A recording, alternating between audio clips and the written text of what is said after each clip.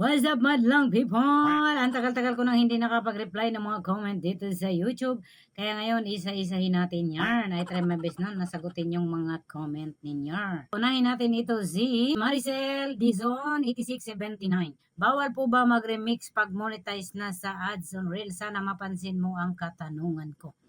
Actually po, hindi po bawal mag-remix. Monetize or hindi monetize, hindi po bawal mag-remix. Ang advantage po ng pagre-remix, kasi nga kapag hindi pa ko kayo monetize, so possible po makuha ninyo yung requirements na in-stream ads na 60,000 minutes sa tuwing nagre-remix kayo.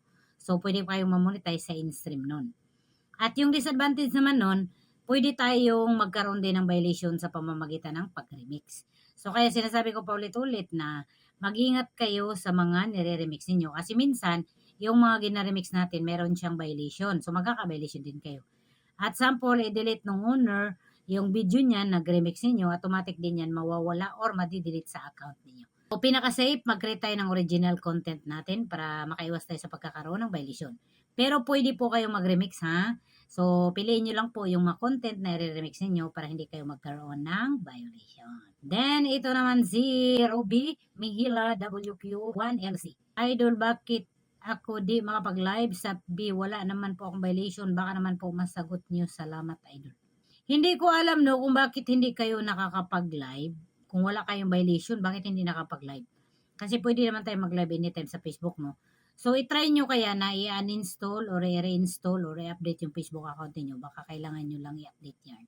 Kasi kapag wala namang problema yung account niyo, mayroon kayong Facebook account, pwede naman kayong makapag-live streaming. Then ito si NG2FW Vlog 311. Grabe naman itong mga pangalan niya. Loads ang in-stream ads ko. Wala nang ads. Monetize na ako ngayon lang. Nung nag-update na wala, paano yun? Babalik pa ba? So marami ngayon no, na na-receive ako na comment dito sa YouTube at sa my Facebook account ko na monetize sila pero walang ads yung mga content nila. Hindi ko alam kung glitch ba yan or baka naman talaga unable to monetize yung mga content ninyo kasi wala siyang ads.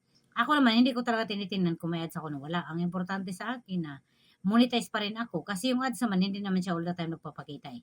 Pero yun nga, hindi ko alam no kung glitch lang yan or baka naman may problema talaga yung content niyo. So, obserbahan nyo this week no kung sakaling magkaroon na siya ng ads. Try nyo lang na tingnan yung iba yung content. Baka naman kasi meron talagang mga content ninyo na walang ads na nilalagay si Meta. Kasi hindi po all the time ha, na porket monetize tayo ay makakita tayo ng ads. Alright? And ito naman si Yugi is 1912. Hello, Jai, I'm aspiring content creator in FB. May tatanong lang po sana ako. Kailangan po bang antayin yung 30 days bago ma-monetize sa in-stream ads? Kahit na-reach ko po lahat ang requirements. Kasi yung page ko, na-reach ko na po yung requirements for in-stream ads. Pero wala pang 1 month yung page ko. Thank you po sa sagot. Kapag po bago pa yung account ninyo, kahit po makuha ninyo yung requirements agad-agad, hindi pa po kayo makapag-set up. Kailangan po umabot yan ng 2 months bago maging establish yung account ninyo. So, kung na-reach mo na yung requirements, congratulations sa'yo, no? So, antayin mo lang, no? Kasi kusa iyang magkakaroon ng setup kapag pwede ka nang i-monetize si Meta kasi nakuha mo naman yung requirements. So, antayin nyo lang, no, na mag 2 months yung bago nyo created na account kasi normal lang talaga yan na hindi pa establish yung account ninyo kasi bago pa yung created na account. Magantay ka lang. Congrats, no, kasi nakuha mo na yung requirements para ma-monetize sa in-stream ads.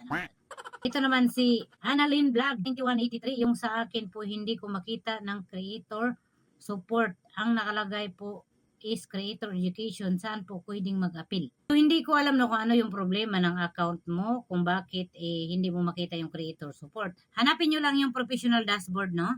Then, scroll down nyo lang. So, sa may baba, creator support. Example, meron kayong mga earnings dyan na on hold or not payable. Pwede nyo gawin ito.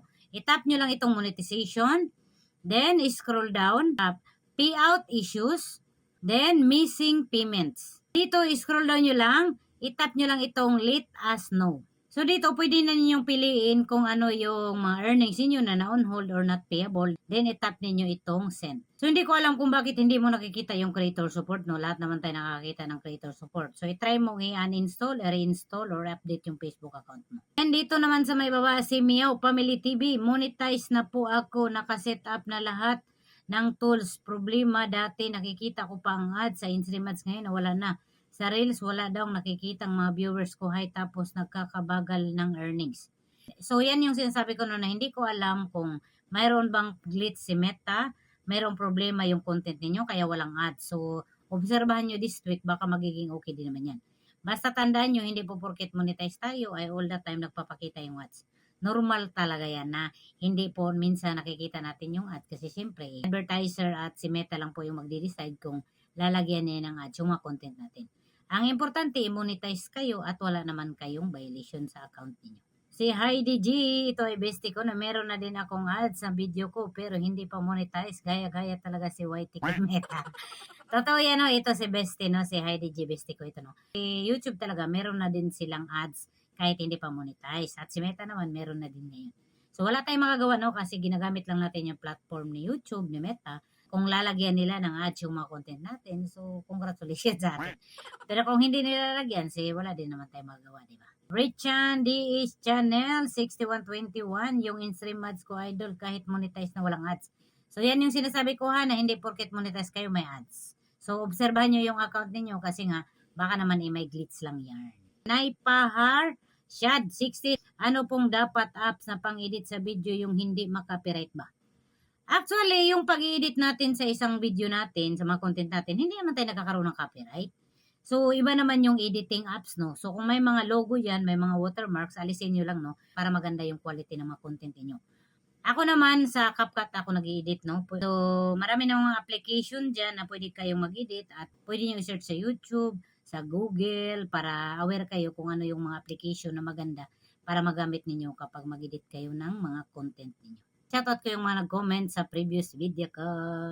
Shoutout no si Pinoy 8217, si Norma Malulu, shoutout. Si Rosemary Dicto 2692, si Miss Simply TV, si Ran Mitch Vlog 349, Jess Vlog 3714, si Bestico Heidi G, si Meow Family TV, si Irene Orkin 4527, Rilin Daroy 2754, si Nogs 1912, si Katusok Marlon 4119, si Ruby Mihila WQ1L, si ang hirap ng pangalan ninyo, si Brenda Makutu 7238, Richard's Channel 6123, Shinji OFW Vlog 3011, at si Manilyn Mordin. So, thank you naman po no, sa mga palagi nanonood dito sa YouTube channel ko. No?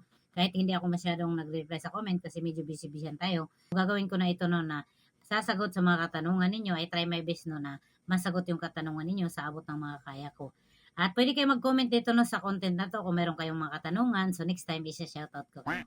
Thank you for watching Madlang People. Meron din pala akong Facebook page account. Ako si Tomboy TV at Tomboy TV. Thank you po sa mga new subscribers ko sa YouTube at sa nag-follow sa akin sa Facebook page account ko. Marami pong thank you. Meron kayong katanungan ulit dyan, i-comment nyo dito sa content na to para next time may pa-shoutout kayo. Marami pong thank you, Madlang People. Bye-bye.